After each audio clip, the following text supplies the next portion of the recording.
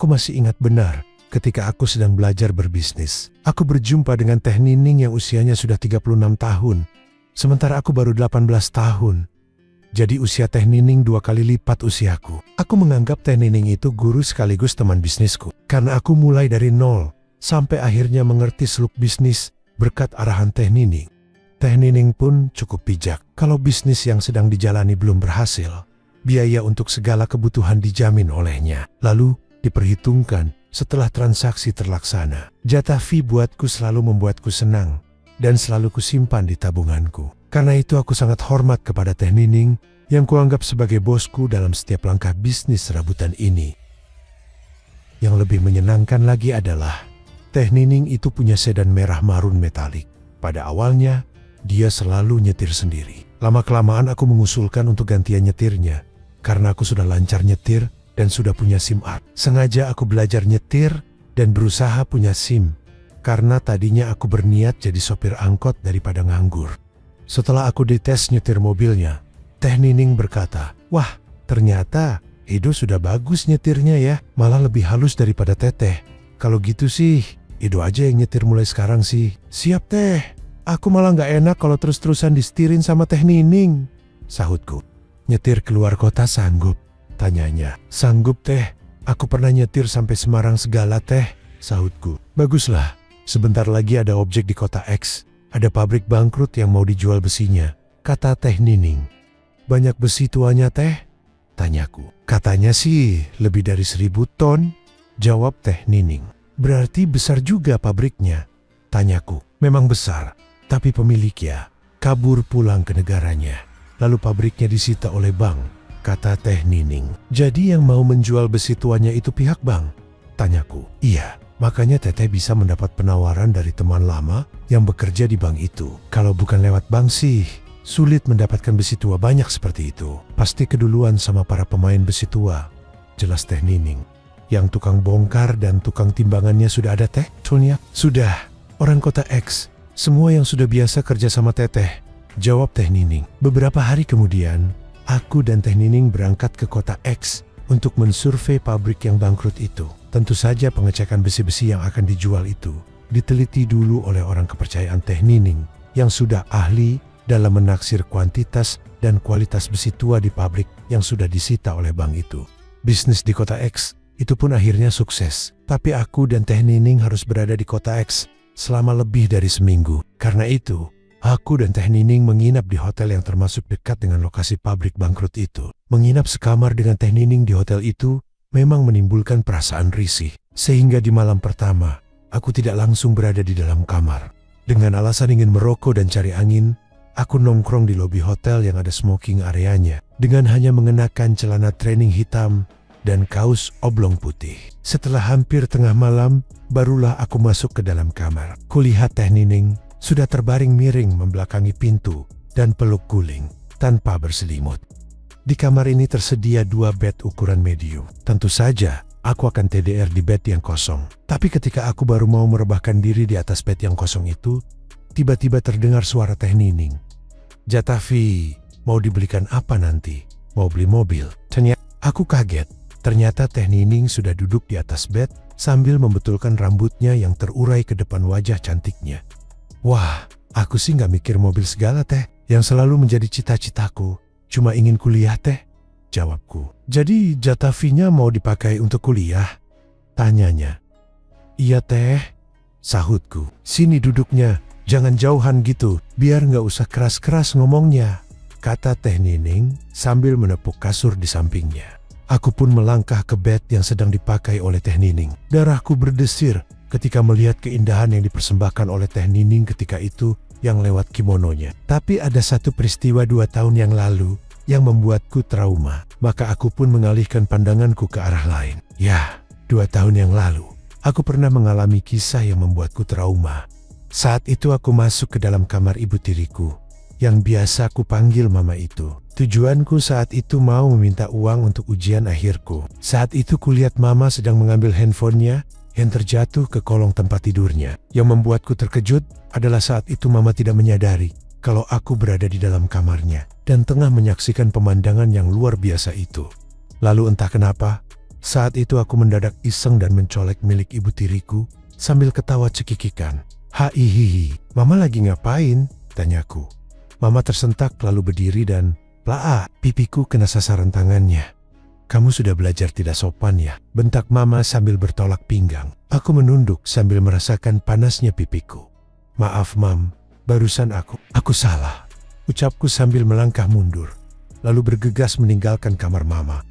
Terus terang, peristiwa itu membuatku jadi trauma. Tak berani lagi mengganggu wanita manapun yang usianya lebih tua dariku. Tak ku kenal seperti saat dengan Mama atau ibu tiriku lagi. Meski yang kudapatkan dari Mama itu tidak sakit, namun sakitnya di hatiku ini. Bahkan sejak saat itu, aku tidak berani mendekati ibu tiriku. Aku jadi jaga jarak dan tak pernah memikirkan yang aneh-aneh lagi.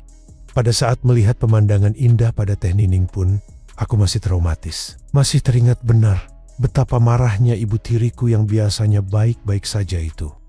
Apakah Edo bisa membagi waktu kuliah dengan bisnis nanti? Tanya Teh Nining sambil memijat-mijat lututku yang masih mengenakan celamah training. Akan kuusahakan agar bisa membagi waktu Teh, karena bisnis juga nggak boleh dilupakan, sahutku. Bagus, ucap Teh Nining sambil mengusap-usap punggungku yang masih memakai kaos oblong. Tapi kita pasti lebih dari seminggu harus tinggal di sini. Pabrik itu harus dibongkar dulu, lalu besinya dipisahkan, kemudian ditimbang semuanya. Terakhir kita harus mengirimkan besi yang sudah ditimbang ke pabrik peleburan, jelas Teh Nining. Kalau semuanya sudah sukses, sebaiknya Teh Nining menyediakan rumah untuk basis kita. Soalnya rumah Pak Hendra kan mau dijual. Lantas di mana kita bisa ketemuan? Tanyaku. Rumah Teteh kan ada 2. Nanti rumah yang kecil bisa dijadikan basis kita, kata Teh Nining. Aku mengangguk dan tersenyum saja, karena aku masih agak bingung. Karena aku belum tahu seperti apa rumah-rumah Teh Nining itu, karena memang belum pernah pergi ke rumahnya. Setiap kali bertemu dengannya, selalu di rumah Pak Hendra atau janjian ketemu di food court sebuah mall. Soal tempat untuk basis, kita pikirkan belakangan. Sekarang sih Teteh lagi pengen hiburan yang paling menyenangkan, agar kita jangan stres menunggu lama-lama di kota ini, kata Teh Nining. Mau hiburan apa Teh? Mau karaokean atau nonton bioskop? Tanyaku yang tetap menghindari pandangan ke arah keindahan Teh Nining. Ih, ngapain jauh-jauh nyari hiburannya? Di kamar ini juga kita bisa mendapatkan sesuatu yang menghibur kok, ucapnya. Mau main catur di sini? Tanyaku masih bernada lugu, karena tidak berani menebak secara cerdas hiburan apa yang Teh Nining inginkan. Ih, masa main catur? Ucap Teh Nining, menutupi mulutnya seperti menahan tawanya. Kan Teteh tahu, sama aku sih harus yang jelas ngomongnya. Hehe, ucapku. Mau yang jelas? Tanyanya, sambil mengapit sepasang pipiku dengan kedua tangannya. Iya Teh, hiburan apa yang Teteh maksud? Tanyaku sambil memberanikan diri menatap sepasang matanya yang bining itu. Lalu Teh Nining menyahut, Teteh mau ngajak berbagi cerita hidup ini. Belum jelas juga. Jelasnya masih samar-samar Teh, ucapku. Tiba-tiba Teh Nining sudah menggerakkan tangannya dan berkata, kalau Edo mau, kita cerita-cerita aja York. Aku tersentak kaget dan tidak berani menjawabnya. Karena ajakan Teh Nining itu di luar dugaanku. Selama ini aku menganggapnya sebagai wanita yang kuhormati. Tak pernah memikirkannya dari sudut yang bukan-bukan. Lagi pula aku takut kejadian 2 tahun yang lalu itu terulang kembali. Kenapa diem? Gak mau?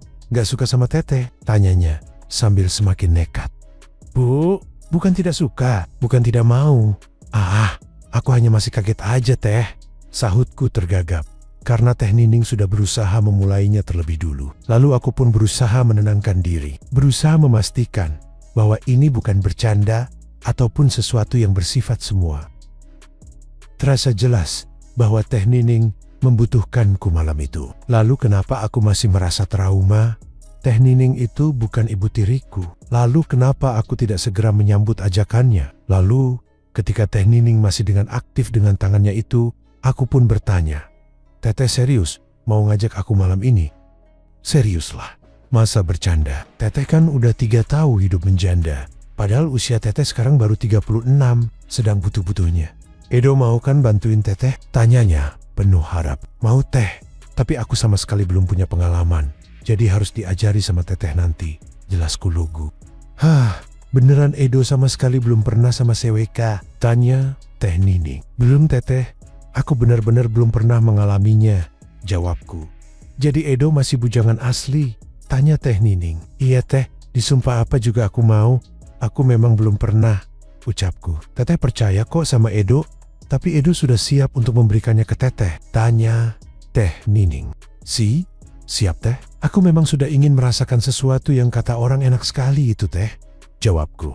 Teh Nining tersenyum, lalu segera mempersiapkan segala sesuatunya, yang tentu saja spontan membuatku bengong. Teh Nining kemudian berkata, ayo cepat kerjakan seperti apa yang Teteh lakukan ini. Iki ya Teh, sahutku tergagap. Karena baru sekali inilah aku melihat wanita dalam kondisi begitu. Aku pun segera mempersiapkan diriku untuk mengerjakan satu hiburan, seperti yang diharapkan oleh Teh Nining malam itu. Bahkan ketika aku telah menyamakan kondisi dan situasiku sepertinya, dia tampak terkejut dengan apa yang dilihatnya saat itu. Karena masih ada trauma, aku melihat ekspresi wajah Teh Nining saat itu. Bagaimana? Apakah seperti ibu tiriku? Ternyata sebaliknya. Teh Nining malah berkata, walaupun sudah punya si buah hati, Teteh jamin masih seenak dodol Garut loh. Hehe. Masa sih? Cetusku terputus di tengah jalan, karena tanganku sudah keburu diraih oleh Teh Nining. Tanpa membuang-buang waktu lagi, aku pun segera mengikuti semua arahan yang diberikan olehnya. Dan alhasil aku malam itu berhasil membuatnya merasakan kebahagiaan yang berlebih. Di samping aku masih bujang tulen, aku juga bisa bertahan cukup lama. Sehingga malam itu aku berhasil membuatnya dapat 3 kali. Dengan aku hanya 1 kali di akhir. Apakah setelah peristiwa ini, Teh Nining akan semakin perhatian sama aku? Ataukah bagaimana? Nantikan terus ya kelanjutan ceritanya. Sekian dan terima kasih. Sampai jumpa lagi. Semoga terhibur ya.